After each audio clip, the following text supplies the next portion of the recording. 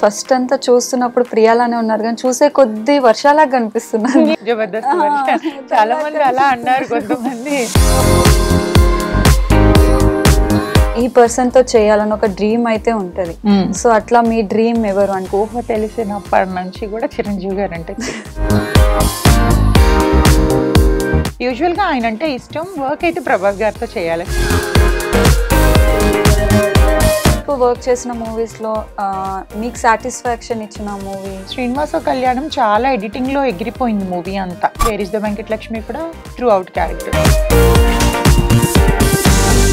మీరు మ్యాట్ తో movie work చేశారని తెలిసింది.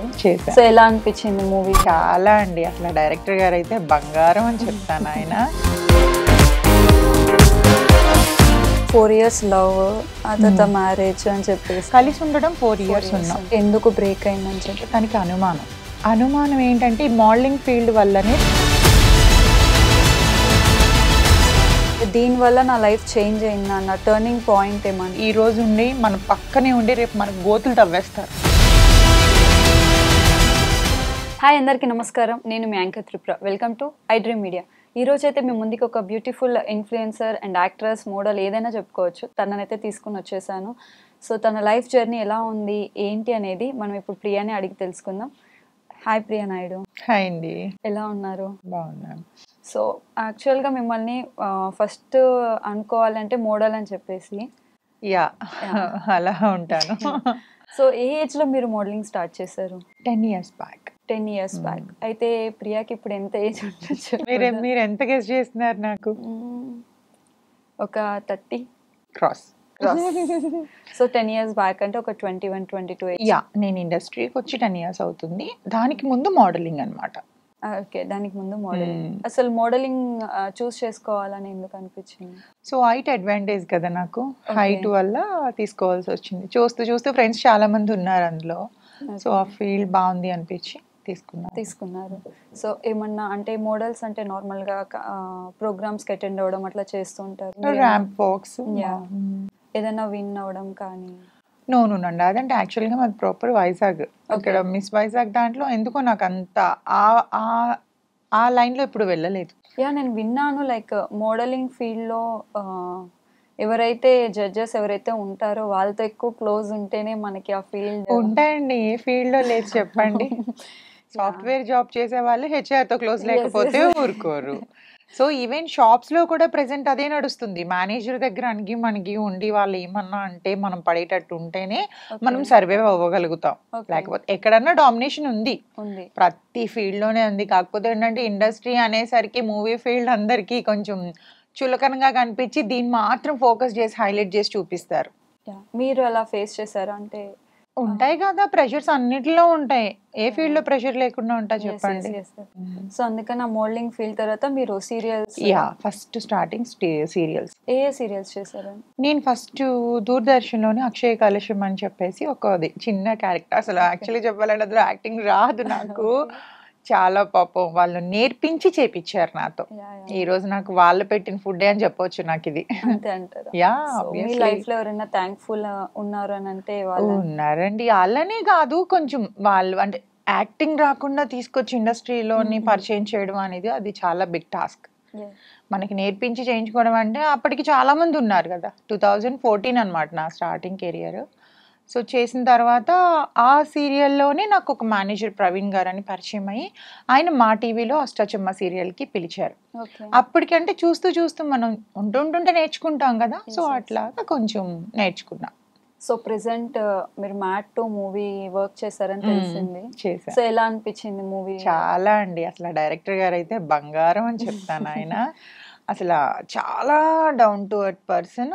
ఎక్కడ కోపం పడడం అనేది ఆయన చూడలేదు. అండ్ చూపులు అర్థమైపోతాయి కదా. చాలా చాలా మంచి డైరెక్టర్ ఆయన. సో మీరు అంటే మోడలింగ్ నుంచి మీరు ఈ ఫీల్డ్లోకి వచ్చారు ఇండస్ట్రీ సైడ్. అది డిఫరెంట్, ఇది డిఫరెంట్. సో ఫస్ట్ ఎంటర్ అయినప్పుడు ఏమనిపించింది? అంటే చేయగలనా చేయలేనా అంటే నేను యూజువల్గా అయితే నా లైఫ్ కోసం తప్ప నేను రేపు ఏం జరుగుతుంది అనేది నేను ఆలోచించనండి. గో విత్ ద ఫ్లో, వెళ్తుంది. సో అప్పుడు మోడలింగ్ ఫీల్డ్లో వస్తానని నేను అనుకోలేదు, ఇండస్ట్రీకి నేను వస్తానని అనుకోలేదు. సో అక్కడ ఆదరించారు, ఇక్కడ ఆదరిస్తున్నారు. యా యా సో అదే అంటారు కదా, నోరు మంచిది అయితే ఊరంతా మంచిది అవుతుందని. యా సో ఇప్పటి వరకు కూడా నాకు అంటే ఈడియట్స్ తగలేరు, మంచి వాళ్ళు తగలేరు నాకు ఫీల్డ్ లో. ఇఫ్ ఇన్ కేస్ ఒకవేళ మీరు మోడల్ కాకుండా ఆర్ఎల్స్ ఇండస్ట్రీకి రాకపోయిందంటే ప్రియా ఏం అవ్వాలనుకున్నారు? నేనా? ఎస్. ఎవ్వరు అడగని క్వశ్చన్ ఈ రోజు మీరు నన్ను అడిగారు. Thank you so much. అడిగితే చెప్దాం అనుకున్నాను. యా నాకు పైలట్ అవ్వాలంటే చాలా ఇష్టం అండి. ఓకే. నాకు అంటే ఆ డ్రెస్ హైట్. నువ్వు అట్లా కాదు, నాకు ఆ డ్రెస్ చూస్తే ఒక సినిమా హీరోని చూసినా కూడా నేను అట్లా అవ్వను. ఓకే. నేను ఎయిర్పోర్ట్ లో వెళ్తుంటే అంటే నా కళ్ళకి వాళ్ళు ఎంతో అందంగా కనిపిస్తారు. ఎందుకంటే నేను ఆ ఫీల్డ్ లోకి వెళ్ళాలనుకున్నాను. ఆ డ్రెస్ నేను వేసుకుంటే ఎలా ఉంటది అని అన్న ఆ ఇష్టం మీద నాకు ఫస్ట్ పైలట్ అవ్వాలనుకున్నాను. అదర్వైజ్ అది కాకపోతే అట్లీస్ట్ క్యాబిన్ క్రూ అవుదాము అని ఒక ఆ ఫీల్డ్ ఇష్టం నాకు. మరి అయితే ఎడ్యుకేషన్ పరంగా చూసుకున్నప్పుడు అటు సైడ్ ఒకసారి ట్రై చేసి ఉండాల్సింది కదా, మైట్ బి. అంటే నాకు ఫ్యామిలీ బర్డెన్స్ ఎక్కువ ఉండటం వల్ల ఆ టైంలో కుదరలేదు. అప్పుడు మనం కోర్స్ తీసుకోవాలి కదా, సో ఫ్యామిలీ తరపున అంత ఫైనాన్షియల్ గా స్ట్రాంగ్ లేమన్నమాట. అందువల్ల అంటే ఫాదర్ ఏం చేస్తూ ఉంటారు? మా ఫాదర్ హోమ్ అప్లయన్సెస్ షాప్ ఉంది. ఓకే. ఇక్కడ నాకు ఎప్పుడైనా వస్తే అయ్యో షూర్ గా కానీ ఇక్కడ కాదు, విలేజ్ లో ఉంది. ఎక్కడైనా అనకాపల్లి మాది. వైజాగ్ దగ్గర. మదర్ ఏం చేస్తూ ఉంటారు? మదర్ లేరు. అచ్చా. మీ చిన్న ఏజ్ లోనే లేదా లేకపోతే? నో అండి, ఎంగేజ్ కి వచ్చినాకే లేరు. ఎంగేజ్ కి వచ్చి ఓకే. బట్ ఎంత ఎంగేజ్ కి వచ్చినా మదర్ అనేది ఎవరు తీర్చలేరు. ఈవెన్ ఇప్పటికీ అప్పుడప్పుడు గుర్తొస్తే ఏడుస్తా. ఉంటే అన్ని షేర్ చేసుకోవడానికి బాగుంటది కదా అని అనిపిస్తుంది. అయితే సో ఇఫ్ ఇన్ కేస్ ఒకవేళ మీరు ఇప్పుడు ఏదైనా అలోన్ ఫీల్ అయితే ఒక పర్సన్ అయితే చాలా ఇంపార్టెంట్, మీరు అలా ఈ పర్సన్ చాలు నాకు లైఫ్ లో ఏదైనా సరే నేను షేర్ చేసుకోగలుగుతాను, అలా ఎవ్వరు లేరు. లేరు, ఉండరు కూడా. నెక్స్ట్ కమింగ్ జనరేషన్ లో అస్సలు ఉండరు. ఉంటారు అనుకోవడం కూడా అసలు మీరు అలా చెప్పినా కూడా మీరు కూడా నమ్మద్దు. అంటే ఉండడం అంటే నవ్ డేస్ ఎట్లా అయిపోయినాయి అంటేనండి, నీకేంటి నాకేంటి. ఇప్పుడు మీరు నాతో మాట్లాడాలి అని అంటే నా వల్ల మీకు ఏమైనా యూజ్ ఉందా? ఫ్రెండ్షిప్ అని అనేది లేదు, ఒక రిలేషన్ కి వాల్యూ లేదు అంటే పోను కూడా తల్లి పిల్లల సంబంధం కూడా ఇట్లా మెకానికల్ గా అయిపోతుందేమో అని ఒక్కొక్కసారి నాకు భయం వేస్తుంది. యూజువల్ గా అందరికన్నా మదర్ లవ్ చాలా గొప్ప ప్రేమ. దేవుడి తర్వాత అమ్మ ప్రేమే గొప్పది. కానీ కొన్నాళ్ళకి అంటే ఈ జనరేషన్ లోని పిల్లల్ని చూసి సరే పిల్లలు మమ్మల్ని పట్టించుకోవట్లేదు అని తల్లి ప్రేమ కూడా కల్మషం అయిపోతుందేమో అన్న భయంగా ఉంది తెలుసా. అంటే యాక్చువల్గా నేను 90s ఆ టైంలో అంటే అప్పుడున్నట్టు ఇప్పుడు ఒక్కరు కూడా లేరు. నాకు తెలిసిన టైంలోని చాలా హార్ట్ఫుల్గా, చాలా ఫ్రెండ్లీగా, అంటే మంచిగా మనం సాయం చేయాలి అంటే ఒకరికి అవతల నుంచి ఏమి ఎక్స్పెక్టేషన్ ఉండేది కాదు. ఇప్పుడు అట్లా కాదు, నీకేంటి నాకేంటి, నీకేంటి నాకేంటి, అంతే. ఇదే నడుస్తుంది, అంత మెకానికల్. అయితే మీరు ఫ్రెండ్షిప్ అంటే ఇప్పుడు ఎవరైనా వచ్చి జెన్యున్ గా ఉండి నాకు నీతో జెన్యున్ ఫ్రెండ్షిప్ కావాలంటే కూడా మీరు ట్రస్ట్ చేయడానికి లేదు. నమ్మను, నేను అసలు నమ్మరు. అస్సలు నమ్మను. నేను ప్రీవియస్ కూడా ఒక యాక్ట్రెస్ ని ఇంటర్వ్యూ తీసుకుంటే తను కూడా సేమ్ ఫ్రెండ్షిప్ అంటేనండి ఎంత ఫెడప్ అయిపోయి ఉండుంటే మేము మా నోట్లో నుంచి ఆన్సర్ వస్తుంది. అదే అర్థమవుతుంది. అదే మీరు ఒక్కటేనా లేకపోతే మీకు సిస్టర్స్ ఆర్ బ్రదర్స్? బ్రదర్ లేరు, బ్రదర్ కూడా పాజిటివే. ఓకే. బ్రదర్ వాళ్ళ డాటర్ అండ్ సన్ కూడా నేనే టేక్ కేర్ చేస్తా ఉంటా. ఓకే.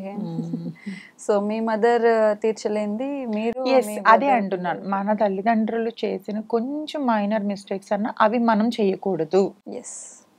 అందుకని సో మనం అంటే దేవుడు కూడా మనకి భూమిపైకి పంపించాడంటే ఏదో ఒక మంచి పని చేయాలి కదా మనం. సో వాళ్ళ ఏజ్ ఎంత ఉంటుంది పిల్లలది? వాళ్ళది దానికి 20 years. బాబు ఇక్కడ ఉంటాడు, వైజాగ్ లో ఉంటాడు. మా నాతోనే ఉంటారు. ఓకే. సో నవ్ డేస్ ఎట్లా ఉన్నాయి తెలుసు కదా, కొంచెం మనం కాదు అంటే అంటే ఎవడు లైఫ్ ఇవ్వడు, కానీ నేను లైఫ్ ఇస్తాను నీకెందుకు, మదర్ ఫాదర్ లేరు కదా నేను చూసుకుంటాను అంటే ఆ ఏజ్ నమ్మే ఏజ్. ఇప్పుడు నా ఏజ్కి వస్తే వాళ్ళకి అన్ని అర్థం అవుతాయి, కానీ ఆ ఏజ్ ఏంటంటే ఎవరు మంచిగా మాట్లాడితే అదే నిజం అనుకుంటారు, కానీ అవతల వాళ్ళ అవసరానికి మాత్రమే మాట్లాడుకుంటున్నారు అన్న సంగతి వాళ్ళకి తెలియదు కదా. సో వద్దు, చేయొద్దులతే పాడైపోతారు అని చెప్పి నా దగ్గరనే పెట్టుకుంటున్నాను. ఎన్ని ఇయర్స్ నుంచి చూసుకుంటున్నారు? యాక్చువల్గా వాళ్ళ మదర్ మొన్న రీసెంట్ గా అదయ్యారు ఫెబ్లో. సో అంతకు ముందు నుంచి 2 years నుంచి నా దగ్గర జాబ్ కోసమని వచ్చింది ఇక్కడికి. జాబ్ చేద్దాము, చదువుకుంటూ జాబ్ చేద్దామని. సో ఆ జాబ్కి రావటం అదే అంటారు, మనం ఒకటి తలుచుకుంటే దేవుడు ఒకటి తలుస్తాడని చెప్పేసి ఆ టైంలో రావటం, వాళ్ళ మదర్కి హెల్త్ బాగుపడడం, ఆల్ ఆఫ్ సడన్ గా అన్ని అయిపోవటం, తను ఇంక ఇక్కడే ఉండిపోయింది. సో ఇంకా పంపించట్లేదు, ఇక్కడే నేను మంచి మ్యాచ్ చూసి పెళ్లి చేస్తాను నేనే. మరి ప్రియా గారు చేసుకోరా? నేను అంటే చేసుకోను. నేను ప్రీవియస్ చూసాను ఒక ఇంటర్వ్యూలో మీరు పెళ్లి మ్యారేజ్ డివోర్స్ అని చెప్పేసి. బ్రేక్ అయిన తర్వాత ఇంకా మ్యారేజ్ రిలేషన్ అన్న తర్వాత ఇంకా ఏదన్నా మనం ఒకసారి పుడతాం, ఒకసారి పోతాం, ఒకసారి పెళ్లి చేసుకోవాలి. 10 పెళ్ళిళ్ళు చేసుకోవడానికి అది అందం కాదు కూడా. మరి అంటే మీరు ఫేస్ చేశారు లైక్ మ్యారేజ్ లైఫ్ ఎలా ఉంటుంది ఏంటి అనేది. సో దెన్ మీ పాప ఎవరైతే ఉన్నారో మంచి పర్సన్ ని చూస్ చేస్తా అంటున్నారు, మేనకోడలు మేనకోడలు చూస్ చేస్తానండి. చేస్తా. చూస్తానంటే ఇప్పుడు అంటే ఒక 100 మెంబర్స్లోని ఒక్కరైనా మంచి వాళ్ళు ఉంటారు. కాకపోతే వాళ్ళ పేరెంట్స్ చెప్పిన దాన్ని బట్టి ఎట్లా నడుచుకుంటారు ఏంటని, అందుకే ముందు వెనక చూసి మనం మ్యారేజ్ చేస్తే మళ్ళీ బ్రేక్ అవ్వకుండా రిలేషన్ మంచిగా ఉంటారు. లైక్ మీది విన్నది ఏంటంటే 4 years లవ్, ఆ తర్వాత మ్యారేజ్ అని చెప్పేసి. అవును, 4 years లవ్. అంటే లవ్ అయినా 6 months కి మ్యారేజ్ చేసుకున్నాం, కలిసి ఉండడం 4 years ఉన్నాం. ఎందుకు అంటే ఎందుకు బ్రేక్ అయిందని చెప్పేసి? బ్రేక్ అవ్వడం ఏంటంటేనండి, యాక్చువల్గా తనకి అనుమానం ఏంటంటే ఈ మోడలింగ్ ఫీల్డ్ వల్లనే తనకి అనుమానం. సో ఇప్పుడు నవ జనరేషన్ ఎలా ఉంది అని అంటే, నేనైతే పాస్ట్ ఈజ్ పాస్ట్, అయిపోయింది ఏదో అయిపోయింది. ప్రతి మనుషులు చిన్న చిన్న పెద్ద తప్పులు చేస్తారు, అది పట్టుకొని మనం భూతద్దంలోంచి చూసి అవే మళ్ళీ రీకలెక్ట్ చేసుకుంటూ గొడవలు ఆడుకుంటే ఉన్న రిలేషన్ బ్రేక్ అయిపోతుంది. సో దానివల్ల తనకి ఒక 1 year వరకు చాలా నచ్చ చెప్పాను, అయిపోయింది ఏదో అయిపోయింది, వదిలేసే ఆ విషయాలన్నీ తేవద్దు అని. అంటే ఈ రోజు గొడవ అయితే 2 years బ్యాక్ గొడవ తీసుకొచ్చి ఈ గొడవలో కలుపుతారు. సో ఇంకా అది టార్చర్ ఎలా ఉంటుందో మీరు థింక్ చేయండి ఒకసారి. సో పగలనక రాత్రికి నిద్ర ఉండేది కాదు సరిగ్గా, ఏ టైంలో వచ్చి ఎట్లా ఏ మాట ఆడినా కూడా భయం. నేను ఓపెన్గా నా నోరిప్పి మాట్లాడలేకపోయేదాన్ని. ఇది మాట్లాడాలంటే మా పేరెంట్స్తో మాట్లాడనిచ్చేవాడు కాదు, మా బ్రదర్ వాళ్ళతో మాట్లాడనిచ్చేవాడు కాదు, ఇంట్లోంచి బయటకు వెళ్ళనిచ్చేవాడు కాదు, ఫ్రెండ్స్ని కలవనిచ్చేవాడు కాదు. సో ఇది ప్రతిదానికి అనుమానం, ఏ చిన్న గొడవతోని పెద్ద గొడవ అనమాట అది. అదేంటంటే ఒక 2-3 days తిండి మానేసి ఇంట్లో కొట్టుకొని అవి విసురుకొని అంత చిరాకు సిచ్యువేషన్ ఇంకెంతకాలం భరాయిస్తాను చెప్పండి. అలాంటిది పేషెన్స్ అనేది కొంతవరకే కదా ఉంటుంది మనకు కూడా. ఇప్పుడు ప్రెసెంట్ లవ్ ఎవరైతే లవ్ చేసినా కానీ లేకపోతే మ్యారేజ్ చేసుకునే వాళ్ళకి మీరు ఇచ్చే సజెషన్ ఏమన్నా ఉందా? మ్యారేజ్ అనేది చేసుకోక ముందే ఆలోచించండి, బట్ చేసుకున్నాక విడిపోవద్దు. నేనైతే అదే చెప్తాను. ఎందుకంటే ఒక 1 year ఫస్ట్ డీప్గా అబ్జర్వ్ చేసుకోండి ఒకరినొకరు. తొందరపడి పెళ్లి చేసుకొని అంటే మనం విడిపోతాం కానీ పేరెంట్స్ చాలా సఫర్ అవుతారండి. వాళ్ళు పరువు పోయి. అండ్ నిన్న మొన్న సమంత గారు చూసారా, డైవోర్స్ అయినండి, సెకండ్ హ్యాండ్, ఇది యూజ్ అయిపోయిన మనిషి అట్లా మాట్లాడతారు. అంటే మగాడు ఎన్ని పెళ్ళిళ్ళన్నా చేసుకోవచ్చు, ఆడది వన్స్ డైవోర్స్ అయిందనంటే దాన్ని నిజంగా ఒక సెకండ్ హ్యాండ్ ఒక పీస్లా చూస్తారు దాన్ని. సో అబ్బాయికి ఏం పోదు, అమ్మాయికే పోయేది. సో జాగ్రత్తగా ఆచి తూచి పెళ్లి చేసుకోండి. పెళ్లి చేసుకుంటే మాత్రం కష్టమైన నష్టమైన వాటితోనే కొంచెం భరాయించండి. అంటే మీరెందుకు విడిపోయారంటే ఇంత టార్చర్ ఉంటే వదిలేసుకోవచ్చు. అందుకని ఒక 1 year అబ్జర్వ్ చేసి అప్పుడు పెళ్లి చేసుకుంటే బెటర్. ఈ 1 year లో మనకు అన్ని తెలిసిపోతాయి, లోపతాపాలన్నీ, వాడి మైండ్ సెట్ ఏంటి, ఎలాంటి వాడు అన్నీ అర్థమవుతాయి. బిఫోర్ మ్యారేజ్కి మనం ఒక కొలిక్కి వచ్చామనుకోండి, సో పేరెంట్స్ని బాధ పెట్టే వాళ్ళం కాకుండా ఉంటామని నా ఒపీనియన్. మీరు ఇప్పుడు అన్నారు కదా లైక్ సెకండ్ మ్యారేజ్ అంటే ఆబ్వియస్లీ ఇలాంటి కామెంట్స్ వస్తూ ఉంటాయని చెప్పేసి. అంటే నా క్వశ్చన్ ఏంటంటే, ఇప్పుడు సెకండ్ మ్యారేజ్ అమ్మాయి మంచి కాదా, లేకపోతే తనకి ఒక లవ్ కావాలి అనేది ఉండదా అనేసి. అంతేనండి. మరి విన్నారా సమంత గారు చెప్పింది? విన్నా. ఎందుకు నా లైఫ్ లో నేనే ఫేస్ చేస్తున్నాను కదా అవంతా. అంటే ఒక్క మ్యారేజ్ విడిపోయింది అని అంటే ఇప్పుడు అట్లా అయితే అబ్బాయి కూడా సెకండ్ హ్యాండ్ అవుతాడు. అంతే కదా. మరి వాడికి ఒక న్యాయం, మనకు ఒక న్యాయమా? ఈవెన్ నేను వదిలేసిన అబ్బాయి కూడా చక్కగా మ్యారేజ్ చేసుకున్నాడు మళ్ళా. ఈవెన్ నేను వదిలేసి ఆల్మోస్ట్ మాకు 7.5 8 years అవుతుంది. 8 years అవుతుంది. తను నేను విడిపోయిన 1 year లోనే పెళ్లి చేసేసారు వాళ్ళ అమ్మ నాన్న. అంటే ఇక్కడ తెలుసుకోవాల్సింది ఏంటంటే మగాడు ఆడది లేకుండా ఉండలేడు. ఇది మనం తెలుసుకోవాల్సిన నీతి ఏంటంటే, ఇందులో వాడు ఉండలేడు, మనం ఉంటాం.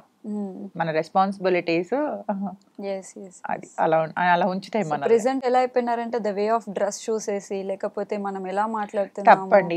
మొన్న కూడా నాకు ఇన్స్టాగ్రామ్ లో ఒకరు కామెంట్ చేసి, మీరు మంచి మాటలు చెప్తారు, మంచి బట్టలు వేసుకోవచ్చు కదనంటే, బట్టలకి మనస్తత్వానికి సంబంధం ఏముంది? మనసు అనేది లోపల ఉంటది. మా అమ్మ నాన్న పెంచిన పద్ధతి బట్టి ఉంటది, నేను తిరిగే సర్కిల్ బట్టి ఉంటది. సో బట్టలు వేసుకున్నాను అంటే ఇండస్ట్రీలోని చాలా రకాల టైప్ ఆఫ్ క్యారెక్టర్స్ చేస్తాం, అవన్నీ మన ఓన్ కాదు కదండి. ఇప్పుడు నేను మ్యాట్ 2లోని అంటే రివీల్ చేయొద్దు కదా, ఒక క్యారెక్టర్ సమ్ చేశాను, అది కొంచెం మైనస్, కానీ అది క్యారెక్టర్ వరకే చూడండి, ఇది పర్సనల్ లైఫ్ కి ఎందుకు వెళ్తారు? చాలా మంది ఏదైనా బట్టలకి వేసుకున్న బట్టలకి మనం మాట్లాడేదానికి సంబంధం లేదండి. అలానే కొంతమంది అమ్మాయిలు అంటే మేమంటే ఇండస్ట్రీలో తరపున వేసుకున్నాం, బయట అమ్మాయిలు అంటే ప్యాషన్, ఓకే, ఆఫ్టర్ మ్యారేజ్ వేసుకోలేరేమో. అలానే కొంతమంది వల్గర్ గా కూడా ఉన్నారు, ఇంకా అలాంటి వాళ్ళ కోసం మనం మాట్లాడలేము, ఇంకంతే. సో అలా వాళ్ళ వల్ల మనం కూడా కొంచెం దెబ్బతింటున్నామేమో అని అనిపిస్తుంది. అంటే ఇప్పుడు నేను ఇంటర్వ్యూకి వచ్చాను, ఇక్కడికి చీర కట్టుకొని పెద్ద బొట్టు పెట్టుకొని అన్నీ నేను రాలేను. సో సింపుల్గా వచ్చామా, ఇంటర్వ్యూ చేసుకున్నా, వెళ్ళామా అని ఉంటుంది. సో నాకు కూడా రీసెంట్లీ షర్ట్ వేసుకొచ్చినందుకు ఎందుకు వెళ్తున్నావు, నీది అది కాదు కదా, నీ ట్రెడిషనల్ కదా అని చెప్పి నాకు కూడా కామెంట్స్ వస్తూ ఉంటాయి. బట్ తప్పదు, మనం యాక్సెప్ట్ చేయాలన్నిటి. అంతే. యా. సో మీరు లైఫ్లో అంటే దీనివల్ల నా లైఫ్ చేంజ్ అయిందా అన్న టర్నింగ్ పాయింట్ ఏమన్నా ఉందా? టర్నింగ్ పాయింట్ అలా ఏం లేదని చెప్తున్నాను కదా, ఎప్పటికప్పుడు నేను అట్లా కొన్ని బ్యాడ్ మూమెంట్స్ ఉన్నాయండి చాలా. నా లైఫ్ కాదు కదా, నేను ఆల్మోస్ట్ డిప్రెషన్లోకి వెళ్ళిపోయి, ఈవెన్ నన్ను ఇప్పుడు మీరు చూస్తున్న ప్రియాని, ఒక కోవిడ్లో చూసిన ప్రియాని కంప్లీట్ నేను మదర్లా ఉంటాను, నేనున్న దానికి నేను మదర్లా ఉంటాను. డిప్రెషన్లోకి వెళ్ళిపోయాను చాలా అంటే అది కొంచెం పర్సనల్, కానీ నిజంగా చెప్తున్నానండి, ఫ్రెండ్షిప్లో కూడా ఎవరిని బ్లైండ్గా నమ్మొద్దు. ఈ రోజు ఉండి మన పక్కనే ఉండి రేపు మనకు గోతులు తవ్వేస్తారు, తెలుసా? ఎవరిని నమ్మొద్దు. అండ్ ఫీమేల్ టు ఫీమేల్ అస్సలు నమ్మొద్దు, అది మాత్రం ట్రూ అండి.